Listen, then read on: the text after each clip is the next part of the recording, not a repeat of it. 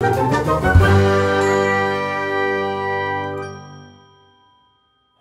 to the beginning of modern philosophy, there had always been a view of human nature, that man was a rational animal, or man was made in the image of God, or what else? Well, those two at least, or maybe a social, political kind of animal, but some view of human nature, and from which you could deduce what was best for human beings, because you could see what their role in the cosmos was, and then you could see that they were at their best when they lived in attunement or conformity with this role, and so forth.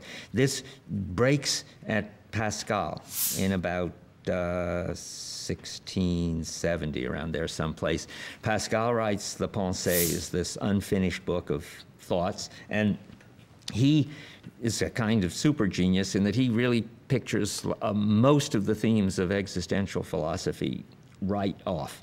He talks a lot about how we're already involved in action, we're already embarked, as he puts it, and how you've got to be involved first.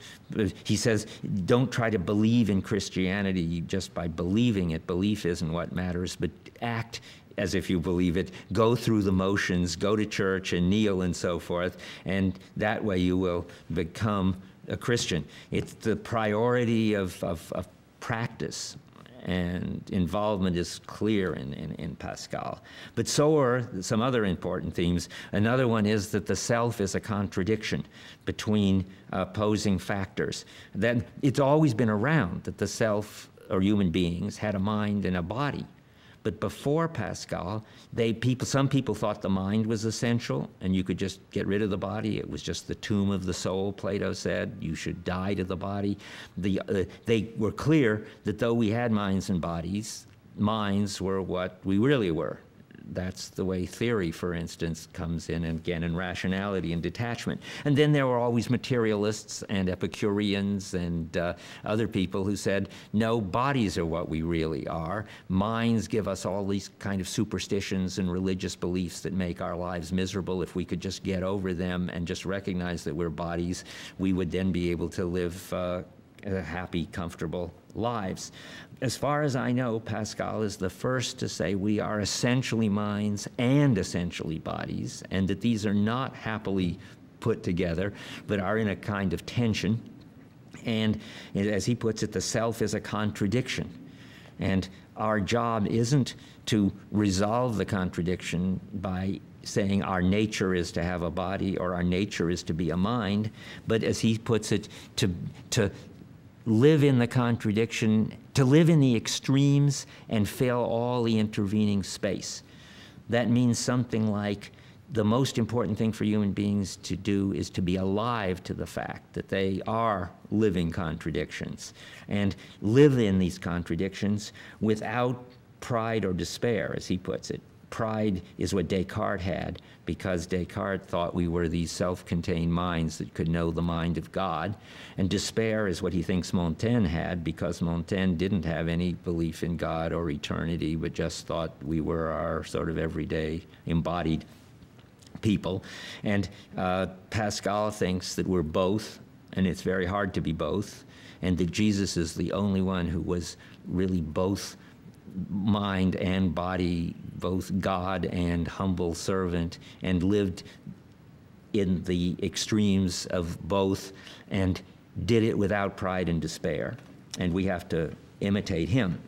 But now to the human nature. It somewhat follows from this, but you can add a little more.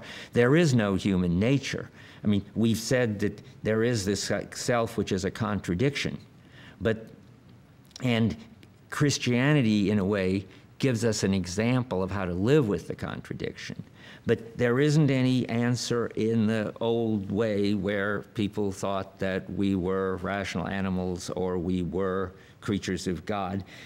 Pascal saw that even Christianity, I think he saw, I'm not sure whether he saw this, was a question of customs and revelation. It wasn't anything that a philosopher could see was our nature. But the important thing is he saw that there were different customs in different cultures, and that they were totally different, and he describes some of them. And he concludes from this that, quotes, "Custom is our nature." That's the beginning of the existentialist view, that depending on the culture you grow up in, the tradition you grow up in, you will have a different view of what human nature is, and there's no right answer to what human nature is, except that we've got this contradictory nature that we have to live and take some kind of stand on it. And we are the stand we take on it. All this is already in Pascal. You aren't just this mixture of body and mind, but you are either the prideful person who takes the prideful stand on it and says you're just mind, or you are the despairing person who takes the materialist view and says I'm just a body. So custom is your nature, and you are the stand you take. That. And one more thing that Pascal said, just to put it in because it's so important, is that the God of the philosophers is not the God of Abraham, Isaac, and Jacob. He had that written on a piece of paper that he had sewed into his shirt as part of his sort of religious experience. And that means the God of the philosophers is the detached, rational God of Plato and Socrates and Descartes, a God that you can fully understand and who has a kind of rational theory of everything, and we can become friends of God, Plato said, or merge with God, and then we will have a detached, rational theory of everything.